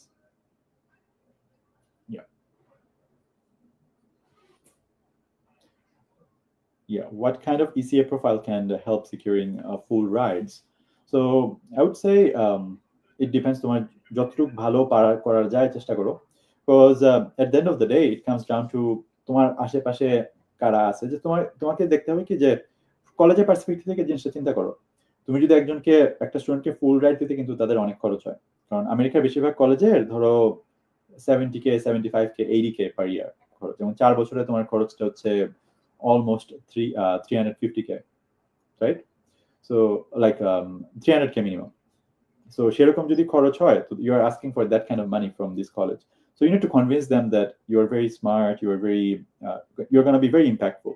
যেমন আমার অ্যাঙ্গেলটা ছিল যে আমি গণিত অলিম্পিয়াড করছি, এবং সেটা বাদেও আমি হচ্ছে I really want to work for my community. I want to make these people, other people's life better, and I still try to do the same thing. I feel the responsible যে বাংলাদেশে যারা আছে আমি তাদেরকে at least help করার চেষ্টা করি। It doesn't take a lot of my time. তাদের এসএটি একটু রিভিউ করে দেই ফর ফ্রি, তাদের অ্যাডমিশন একটু গাইডেন্স দেই for free. So these things can make a difference. So I think that was the angle that I tried to put, যে আমি just খালি আমার জন্য কাজ করব না, but I will also try to work for everyone in my community. So that kind of angle matters. Next question is very important, and I really faced it too. Like, what could be done if teachers don't want to help with recommendation letters or don't have much idea about like every city students এর মধ্যে এই ঝামেলাটা থাকে? Yeah, so আমি বাংলাদেশের পার্সপেক্টিভে যেটা বলবো, যে মানে বাংলাদেশের আমাদের যারা টিচার আছে তারা কিন্তু ইংরেজিতে অতটা ভালো না, রাইট? তো তোমার যেটা টিপিক্যালি করতে হবে যে হয় তাদের কাছ থেকে বাংলা একটা লেটার লিখে তোমাকে ইংরেজিতে ট্রান্সলেট করতে হবে, তারপর তাদের সিগনেচার নিতে হবে, ওর হচ্ছে তুমি যদি পারো ইংরেজিতে লিখে তাদেরকে বুঝাইতে হবে ব্যাপারটা, স্যার এটা হচ্ছে ব্যাপার, এবং কিন্তু তাদের পারমিশন নিয়ে, ঠিক আছে? এবং তাদেরকে বলতে হবে যে প্রত্যেকটা লাইনে তারা এগ্রি করে কিনা। অনেক সময় হচ্ছে টিচাররা বলবে যে না এই লাইনটা কাটো, এই লাইনটা ইয়ে করো, সো সেটা আপডেট করে তারা যেটা চায়, টিচাররা যেটা মনে করে যে ঠিক আছে তারা কিন্তু ওইটাই দিবে। এবং যদি কোনো টিচার ধরো যে করতে না চায়, তোমার কলেজে অন্যান্য যারা টিচার আছে তাদেরকে আর চেষ্টা করো, এবং যদি কলেজে টিচার না হয় হাই স্কুলের টিচার চেষ্টা করো, হাই স্কুলের টিচারও হবে। তো এরকম আর কি, তোমার এমন না যে তোমার একদম কলেজের ম্যাথের একজন টিচার হলেই হবে, কারণ আনন্দমোহন কলেজে ধরো আমাদের ম্যাথের 4-5 জন প্রফেসর ছিল, কারণ একজন স্যার আমাকে একটু ভালো করতেন, তার কাছ থেকে আমি নিয়েছি। যেমন যা ধরো ইংরেজিতে যখন আমাদের বেশ কয়েকজন ইংরেজির স্যার ছিলেন, এবং একজন স্যার ছিলেন কিন্তু উনিও বলছিলেন যে ঠিক আছে আমি লিখে দিব, আমি হচ্ছে অনেকগুলো জিনিস চেঞ্জ করে দিব এটসেট্রা। তো আমি তাকে একটা ড্রাফট দিয়েছিলাম, উনি অনেক কিছু চেঞ্জ করছেন, করে হচ্ছে নিজের কিছু কথা অ্যাড করছেন, তারপরে নিজের মতো করে দিচ্ছেন। উনি কিন্তু জাস্ট বলেন না যে হ্যাঁ আসো আমি সাইন করে দিতেছি। তো কারণ এটা হচ্ছে ওনাদের নামে যাইতেছে, ওনাদের অবশ্যই আছে যে কি দিবেন না দিবেন। এবং যদি কোনো প্রফেসর একদমই মানে আনকোঅপারেটিভ হয়, সেক্ষেত্রে আমি বলবো যে তোমার হাই স্কুলে যারা টিচার আছেন তাদের কাছে যাও, তারাও হইতে পারে। এবং এটা খুবই আনলাইকলি হবে যে তোমার ধরো হাই স্কুল কলেজ মিলায় যে 8-10 জন টিচার আছেন তাদের মধ্যে একজনও চাচ্ছেন না, that is gonna be very unlikely.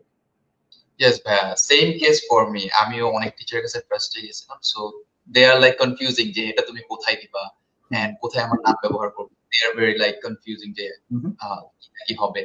And then I just ওনাদেরকে বুঝাইছি যে এই জিনিসটা এভাবে কাজ করে, you need to submit it. And then যখন আমি রেকমেন্ডেশন লেটার ওনাদেরকে দিয়েছি, ওনারা রিচেক দিয়ে দেন ওনারা নিজেদের মতো অ্যাড করছে আমার প্রেফারেন্সে, এন্ড দেন জাস্ট সাইন করে আমার রেকমেন্ডেশন লেটার সাবমিট করছে। তো I think convince করতে পারলে বা ওনাদেরকে বুঝাইতে পারলে জিনিসটা, they will be helpful. Yeah. Okay, but next question is, I'm going to study in UTM Malaysia in AI, but I am so confused. I see you have been always interested in math, and I am also interested in AI, then robotics, but I don't know how to create opportunities for myself. For a beginner, what would you suggest someone like me so that I can develop my profile as well? Yeah, that's a fantastic question. I really love this question. আমি তোমাকে একটু বলি, it's great to see যে তুমি হচ্ছে AI এবং robotics interested, because these are booming fields, বড় হইতেছে ফিল্ডগুলো, so that's fantastic যে তুমি বাংলাদেশ থেকে এসে এগুলো এত কিছু নিয়ে কাজ করতেছো। এখন অপরচুনিটি কিভাবে ক্রিয়েট করা যায়, আমি তোমাকে কিছু আইডিয়া দিতে পারি। যে ধরো ফর AI, তুমি যদি একটা প্রফেসরকে রিচ আউট করো, প্রফেসরকে তোমার কলেজে যারা AI বা রোবোটিক্সে কাজ করে, তুমি তাদের সাথে কাজ করতে পারো, কিংবা তুমি হচ্ছে কোনো একটা ইন্টার্নশিপ করার জন্য চেষ্টা করতে পারো। তারপরে AI বা রোবোটিক্স নিয়ে তুমি যদি এক্সপার্ট হতে চাও, তুমি যদি এই ফিল্ডটা বেশি জানতে চাও, তোমাকে হচ্ছে অ্যাডভান্সড ক্লাসগুলো নিতে হবে। তো AI বা রোবোটিক্সের যে তোমার ইউনিভার্সিটিতে সবচেয়ে অ্যাডভান্স যে ক্লাসগুলো আছে, স্লোলি নিতে হবে। আই এম নট সেইং এই সেমিস্টারে তুমি সবচেয়ে অ্যাডভান্স ক্লাসটা নিয়ে নাও ম্যাথ হেভি, বাট স্লোলি তোমাকে বিল্ড আপ করতে হবে, যে তুমি যেটুকু পারো তার থেকে একটু বেশি যেতে হবে। যে আইডিয়া হচ্ছে যে যতটুকু তুমি তোমার পক্ষে সম্ভব, তোমার হচ্ছে এই ফিল্ডে এক্সপার্ট হতে হবে। That I would say is the creating opportunities, make connections, meet with professors, and step by step.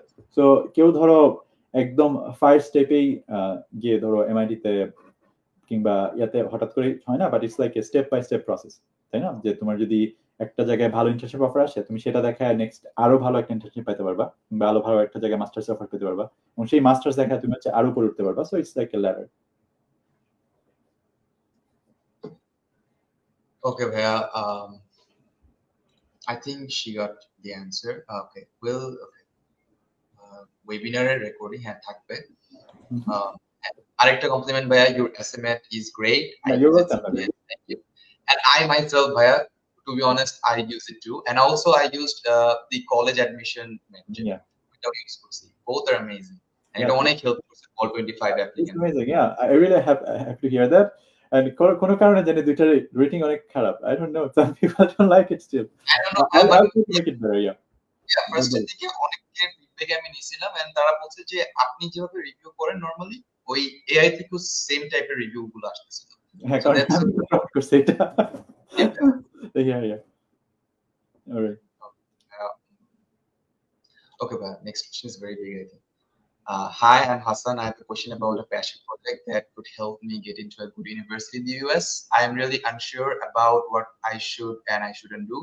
I'll be applying to colleges in the US this year. Hello, Adib Hassan Bhaiya. Ever since I met you last December during a study abroad talk in Dhaka, I was there too. So I have been eager to learn more and become as smart and capable as you. Could you please advise me on what kind of passion project I should pursue in the next 5 or 6 months doing? Yeah, thank you, Mahmoud Hassan. I really appreciate that you think I'm smart and capable. I feel like I'm very mediocre, like very average in many standards. But I'm glad that তুমি হচ্ছে আমার টকে এসে অনেক কিছু inspired হইছো। That means at least I succeeded a little. That was the idea that I would try to inspire people that তারা যাতে apply করতে পারে ঠিকঠাক মতো, right? এখন হচ্ছে for if you are applying this year, তোমার যদি এইচএসসি হয়ে যে থাকে অলরেডি, আমি বলবো যে বাংলাদেশে একটা প্ল্যান বি অবশ্যই রাখো। So this is I am stressing যে অনেক সময় আমি দেখি কি যে তোমার you are going full force in your submission, কিন্তু দেখতেছো যে কারেন্ট পলিটিক্যাল সিচুয়েশনটা একটু খারাপ, ভিসা রিজেকশন আসতেছে মানুষের। So this is a bit uncertain, right? So always be risk taking. I'm not gonna say don't do it, but always have a backup option in Bangladesh as well. তো আমি বলবো যে প্রথমে তুমি আগে এটা ঠিক করো, এটা এই পার্টটা মাহমুদুল তুমি আসলে এটা ঠিক করো যে বাংলাদেশের অ্যাডমিশন প্রিপারেশন যাতে খারাপ না হয় এবং তুমি যাতে কোথাও একটা চান্স পাও ভালো মতো। এন্ড দেন নেক্সট পার্ট আমি হচ্ছে তুমি কিভাবে কোথায় অ্যাপ্লাই করবে। এই 5-6 মাসে যেহেতু টাইম আছে, 5-6 মাসে একটু খুবই কঠিন টাইম, 5-6 মাসের মধ্যে করতে পারাটা আসলে কঠিন। সো আমি বলবো যে বেস্ট কেস সিনারি হয় তোমার যদি ম্যাথ বা সিএস এ ইন্টারেস্ট থাকে, তুমি যদি কোনো একটা প্রফেসরের সাথে হয় ডিইউ বা বুয়েট অথবা সাস্ট কিংবা আমেরিকার কোনো প্রফেসরের সাথে কাজ করতে পারো।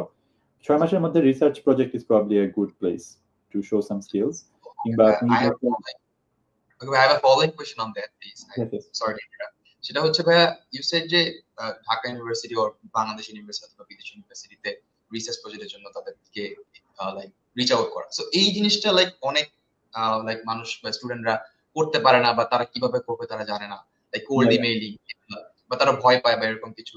সো আমার একদম বেসিক কোশ্চেন ভাইয়া যে লাইক আমি হয়তো অনেক বেশি কিছু জানি না, বাট আমি শিখতে চাই। ইন দ্যাট কেস কি রিসার্চ প্রজেক্টে অ্যাজ আ অ্যাসিস্ট্যান্ট হিসেবে নেয় প্রফেসর? হ্যাঁ নিবে, তুমি যদি দেখাইতে পারো যে তোমার অ্যাকচুয়ালি ইন্টারেস্ট আছে। যেমন আমি তোমাকে বলি যে তুমি যদি এটা ডিপেন্ড করে যে প্রফেসর কি নিয়ে কাজ করতেছে, তো তোমার শো করতে হবে যে তুমি অ্যাকচুয়ালি সেটা নিয়ে জানো। তো এই জিনিসটা মনে হয় অনেককে আমি দেখি যে একটু ভুল করতে, যে ধরো আমি ম্যাথ এবং এআই নিয়ে রিসার্চ করতে চাই, but this is very broad. তোমার দেখতে হবে যে এই প্রফেসরের লাস্ট পাবলিকেশন গুলা কি নিয়ে হয়েছে। হ্যাঁ, এখন কিন্তু এআই আছে, তুমি যদি এআই তে তার রিসার্চ পেপার গুলা কপি পেস্ট করে দাও এবং এআই এর হেল্প নিয়ে কিন্তু তুমি যদি অ্যাকচুয়ালি বোঝার চেষ্টা করো যে সে কি নিয়ে রিসার্চ করছে, এবং ইফ ইউ লাইক দ্যাট এবং সেটা নিয়ে যদি ইমেলটা লেখো, দ্যাট ইজ মোর পার্সোনাল, যে that this shows that professor দেখবে যে তুমি অ্যাকচুয়ালি তার রিসার্চ ওয়ার্কগুলো পড়ছো এবং পরে বলছো যে oh yeah I am interested to work more on this and I am really excited blah blah blah.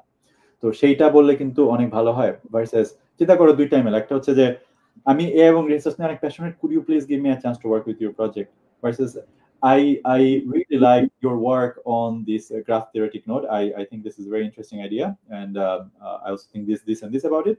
And could you give me a chance to work with you? So that is a much better email.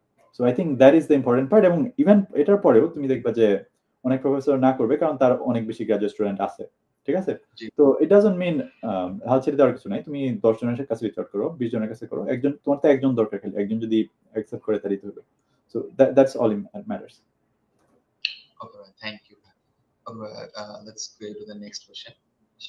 Did you give AP exam for the admission? If so, which exams did you take? What was your strategy during admission? Was it anything like either get admitted to top tier universities or stay in Bangladesh? No, আমি এপিটিপি কিছু দেইনি, honestly. আমি বাংলা মিডিয়ামে পড়ছি, literally Bangla মিডিয়ামে পড়ছি, SSC HSC. I didn't take anything else. আর অ্যাডমিশনের সময় স্ট্র্যাটেজি ছিল, আমি যেহেতু সাস্টে একটা নিয়ম আছে বাই দ্য ওয়ে, তুমি যদি ইন্টারন্যাশনাল অলিম্পিয়াডে মেডেল পাও দেন তুমি কম্পিউটার সায়েন্সে পড়তে পারবে সেখানে। তো সেটা থেকে আমার সাস সিএসসি ছিল, এবং সাস সিএসসি কিন্তু অনেক ভালো, one of the best.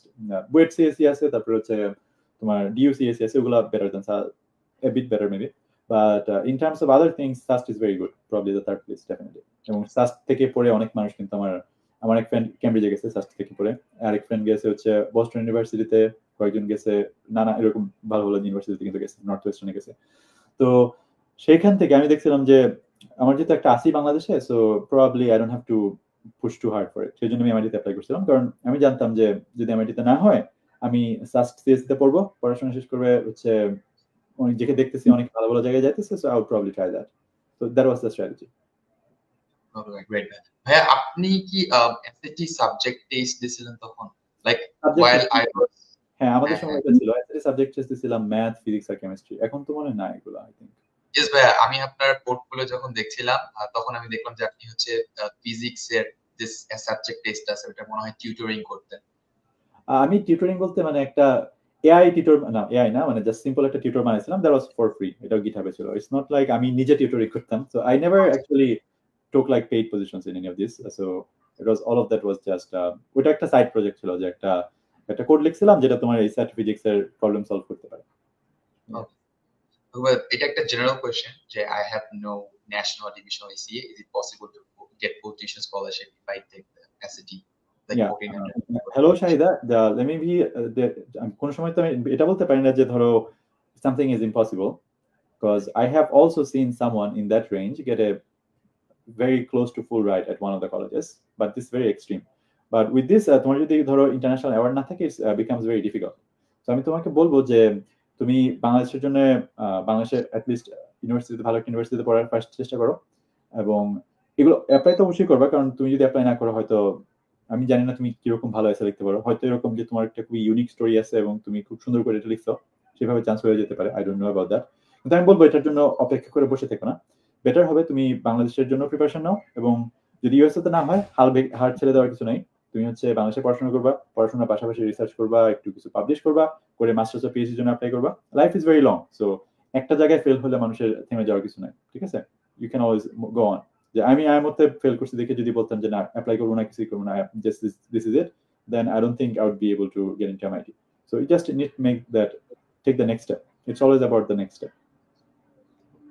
Okay, next question is very important. That is it necessary for the ECAs to be aligned with my major that I'm applying for? It helps. It shows that তোমার একটা but একদম যে align হইতে হবে তাও কিন্তু না তোমার যদি ইসিএ গুলো হয় ম্যাথ নিয়ে তুমি পড়তে চাও physics it makes sense but let's say আমার হচ্ছে ইসিএ ছিল সব ছিল ম্যাথ নিয়ে এন্ড আমি পড়তে চাইতেছি হচ্ছে ইংলিশ নিয়ে that doesn't really help and it doesn't help because আমার ইংলিশে যদি পড়তে চাই দেন ফিউচারটা হচ্ছে মোস্ট প্রবাবলি আমি হয়তো একটা লিটারারি ক্রিটিক হব অথবা একটা জার্নালিস্ট হব অথবা লেখক হব রাইট তো সেই সব ক্ষেত্রে তো আমার কোনো অ্যাচিভমেন্ট নাই আমার ইসিতে তো কোনো জার্নালিজমের কোনো অ্যাচিভমেন্ট নাই আমার তো কোনো রচনা লেখায় অ্যাওয়ার্ড নাই কিছু নাই তো সেই ক্ষেত্রে আমি যদি স্কলারশিপ চাই লেখার জন্য I think it becomes a hard sell কিন্তু আমি যদি ম্যাথের জন্য স্কলারশিপ চাই it becomes a good sell because আমার ম্যাথ নিয়ে ইসি আছে সো আই উড সে এগুলো একটু অ্যালাইন হলে বাট 100% অ্যালাইনমেন্ট দরকার নাই similar things is better Okay, ভাই next question টা হচ্ছে ভাইয়া is it possible to get acceptance in MIT without international medal for undergraduate international students have very exceptional STEM award national round and success rate for startup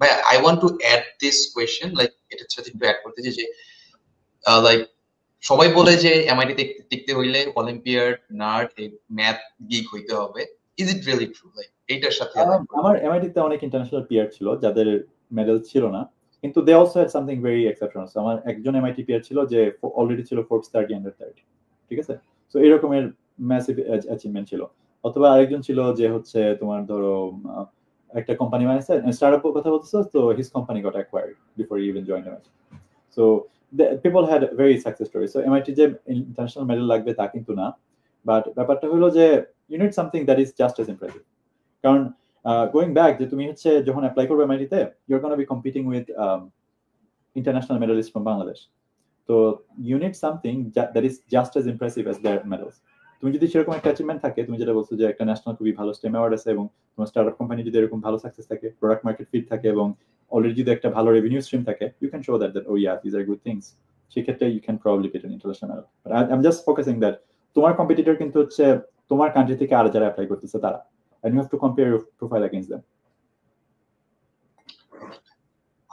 Currently studying in Islamic University Department of Mathematics, but I want to study in applied physics, so I will give SAT in August. HSC 22, can I get a scholarship? Very general question. Yeah, it's very generic. Unfortunately, ধরো তোমার specific সিচুয়েশনটা কি রকম, তোমার ধরো এসএটা কি রকম, কিভাবে বড় হইছো এগুলো না জেনে তো আসলে বড়টা একটু কঠিন। বাট আই উড সে যে ইন জেনারেল সবার জন্যই বলতেছি তোমরা দেখতেছো যে কারেন্টলি পলিটিক্যাল সিচুয়েশনের কারণে ভিসা পাওয়াটা একটু কষ্ট হইতেছে, অনেক বেশি রিজেকশন আসতেছে অনেক কারণে, এবং স্কলারশিপ ফান্ডিং পাওয়াটাও ডিফিকাল্ট হইতেছে। সো এইসব দিক থেকে বিবেচনা করে আমি সবাইকে সাজেশনটা দিতেছি যে তুমি যদি 1-2 বছর ওয়েট করো কয়েক বছর ওয়েট করে মাস্টার্স বা পিএইচডির জন্য অ্যাপ্লাই করো, things can get much better. ঠিক আছে? সো আই উড সে যে তুমি যদি আবার এইচএসসি না দিয়ে, এখানে তোমার ডিপার্টমেন্টে তো তুমি 22 সালে এইচএসসি দিচ্ছ, এখন 25 সাল, সো অলরেডি 2 বছর বেশি হয়ে গেছে, প্রায় 3 বছরের মতো হয়ে গেছে। তুমি যদি এখানে পড়াটা শেষ করে ফেলো, তারপরে যদি অ্যাপ্লাই করো for masters or PhD, it will be much better instead of starting from ground zero. তাহলে তোমার 3 বছর লস হইতেছে already. Thank you. Okay, well, the next question is very big. I am at a point where I have to choose between two paths, and I can do both. One position is to focus fully on winning international awards. I already have 4 national champion titles, but no international recognition yet. The other option is to dedicate myself completely to building my startup, teaching robotics, mentoring students, and turning it into a profitable business that can transform any innovative project of any student into a real startup. Which one does MIT value for admission? I would say MIT value both, but জিনিসটা হলো যে কোনটার success rate বেশি হবে মনে হয়। কারণ 2 নাম্বারটা মনে হচ্ছে এটা অনেক ধরো এটা ভেগ একটা আইডিয়া যে সাকসিড হওয়াটা তো ডিপেন্ড করতেছে। So because making a startup is really difficult, building a startup from the ground zero is very difficult, and সবকিছু করতে পারাটা ঠিক মতো, রাইট? তো সেটার জন্য আই উড সে যে তুমি চিন্তা করে দেখো যে কোনটা তোমার জন্য সাকসেসফুল হওয়ার চান্সটা বেশি। Because if you are trying to get into a college, you need to show that you succeeded in something. International award is massively গুরুত্বপূর্ণ, এবং সেম স্টার্টআপও খুবই গুরুত্বপূর্ণ। মানে দুইটাই খুবই মানে ইম্প্যাক্টফুল। I wouldn't say গুরুত্বপূর্ণ, বাট ইম্প্যাক্টফুল। কিন্তু এটা ডিপেন্ড করতেছে যে তুমি কোনটা সাকসেস করতে পারবে বেশি, এটার উপরে। কারণ আমি তোমার স্পেসিফিক কন্ডিশন তো জানি না, ইদার বলো স্টার্টআপ কিংবা কোন অলিম্পিয়াড তুমি করতেছো। সো যেটা সাকসেসফুল হওয়ার চান্স বেশি, তুমি সেটাতে মনোযোগ করো। That's my recommendation. এটা আমাদের একদম লাস্ট কোশ্চেন, আমি এটা দিয়ে শেষ করব। সেটা হচ্ছে gap year related. Bhaiya, glad to see you. I am from the HSC 22 batch. I have 3 to 4 year study gap. So I often wonder if I am applying for a bachelor's degree in the US, is it still is the right decision? Sometimes I feel very disappointed. Yeah, hello Arjun. Glad to hear that you are still listening to me for after 1 hour. আমি তোমার প্রশ্নটা দিতেছি। So তোমার যেহেতু 22 সালে HS হয়ে গেছে, তোমার অলরেডি প্রায় 3 বছরের গ্যাপ হয়ে যাবে, এবং অ্যাপ্লাই করলে 4 বছরের টোটাল গ্যাপ হবে। সো তুমি কারেন্ট জব, তুমি কয়েকটা জিনিস চিন্তা করো। ফার্স্ট হচ্ছে দেখতেছো ভিসা সিচুয়েশনের কথা, যেটা আমি আগে অলরেডি বললাম। সেকেন্ড হচ্ছে তোমার জব মার্কেট কিন্তু it's already shrinking because of AI and other stuff. So তোমার যদি 4 বছর, তুমি যদি এখন আন্ডার গ্রাজুয়েট শুরু করো সামনের বছর, 4 বছর পরে যদি গ্রাজুয়েট করো, you are gonna be pretty late in the job market. So সেই 4 বছরের ভ্যালু কিন্তু তোমার অনেক কমে যাবে। তোমার সাথে যারা ধরো 22 সালে এইচএসসি পাস করছে, তারা অলরেডি হয়তো 1-2টা প্রমোশন পেয়ে যাবে। 4 বছর জব করা মানে মিনিমাম একটা প্রমোশন, অর প্রবাবলি 2টা প্রমোশন পেয়ে যাবে। So that's a massive loss, specially since AI is coming. সেক্ষেত্রে তোমার এন্ট্রি লেভেলের রোলগুলো কিন্তু খুব দ্রুত রিপ্লেস হয়ে যেতেছে। ভার্সেস তোমার যদি কয়েকটা প্রমোশন থাকে, if you are bit higher up, you are safer. I wouldn't say you're fully safe, but you're safer compared to a very entry-level intern or an entry-level software engineer or something like that. So সেই সব কথা চিন্তা করে আমি বলবো যে সবাইকে যে যত তাড়াতাড়ি পারো তোমার আন্ডার গ্রাজুয়েট শেষ করে ফেলো। এরকম তোমার যদি এরকম 2-3 বছরের গ্যাপ থাকে, I don't think it's a very good idea to start now. Instead, just finish what you have, তারপর হচ্ছে মাস্টার্স বা পিএইচডি জন্য অ্যাপ্লাই করো। So that would be much better in my opinion. এবং সেই ক্ষেত্রে তোমার ধরো ভিসা পাইতে অসুবিধা হতে পারে ভবিষ্যতে, রাইট? ভার্সেস নাও। ওকে ভাই, এটার সাথে একটা ফলোইং কোশ্চেন যে what about HSC 20? Like other I think তোমার 2 বছরের গ্যাপ হবে, রাইট? সো ইভেন 2 বছরের gap, I would say ideally সবচেয়ে ভালো হয় গ্যাপ ইয়ার একদমই না থাকলে, but I know that's impossible. But তোমার যদি গ্যাপ ইয়ার থাকে, সেক্ষেত্রে যতটুকু মানে করা যায়, 1 বছরের গ্যাপ ইয়ার হচ্ছে ইজ গুড। 2 বছর বা 3 বছর হলে I think it becomes worse in some situation, and specially যে তুমি পিছিয়ে যেতেছো জব মার্কেটে first of all, and second হচ্ছে এখন এই মুহূর্তে ভিসার সিচুয়েশনটা তোমরা জানতেছো, ইউএস ভিসা পাওয়াটা একটু ডিফিকাল্ট হয়ে যেতেছে। সো আই উড সে তোমার যদি এইচএসসি 24 হয়, তুমি চাইলে তাড়াতাড়ি শেষ করে ফেলতে পারো। আর ইফ ইউ রিয়েলি ওয়ান্ট, তুমি হচ্ছে ট্রান্সফার অ্যাপ্লিকেশনও করতে পারো। সো তোমরা হয়তো অনেকে জানো যে ট্রান্সফার অ্যাপ্লিকেশন বলে একটা জিনিস আছে। So you can transfer some credits and transfer to some colleges. হয়তো আমেরিকাতে হবে না, হয়তো মালয়েশিয়াতে হবে, হয়তো ইউরোপের কোনো ইউনিভার্সিটিতে হবে, but you can still finish earlier compared to say starting an undergrad from ground zero. Okay ভাইয়া, this is all. ভাইয়া আপনি হচ্ছে কিছু কথা বলে শেষ করে দিতে পারেন। Yeah, sounds good. Yeah, thank you so much for like inviting me first of all, and also staying with me for like over an hour. I know I've been talking for so long, and thank you all who are listening to this. And I really wish you all success. আমি চাই তোমরা তোমাদের গোলটাতে পৌঁছাও, and it could be going to a college, it could be something bigger than that, it could be making your startup succeed. So all the things that you're doing, I hope you all the best. And as I'm saying, যে যখন তুমি successful হবা, try to give something back. It's because যে ধরো the reason I do this talk, or that the reason I try to review other people's essays and things, যে হচ্ছে আমি একা যতটুকু ধরো ইম্প্যাক্ট ক্রিয়েট করতে পারবো সোসাইটিতে, আমি জানি যে যাদেরকে আমি মেন্টর করতেছি তারা টুগেদার এর থেকে অনেক বেশি ইম্প্যাক্ট তৈরি করতে পারবে সোসাইটির জন্য। So this is the contribution that I try to make. And I তোমরা এই জিনিসটা করার চেষ্টা করো যে যখন তুমি কিছু অ্যাচিভ করবা, try to tell people your story, that কিভাবে করলা, তোমার সিক্রেট সস, তোমার সিক্রেট গুলা বলার চেষ্টা করো যাতে other people can get inspired and get succeeded. So সেটা করার চেষ্টা করো, and keep dreaming big and keep working hard, and best of luck. Thank you all.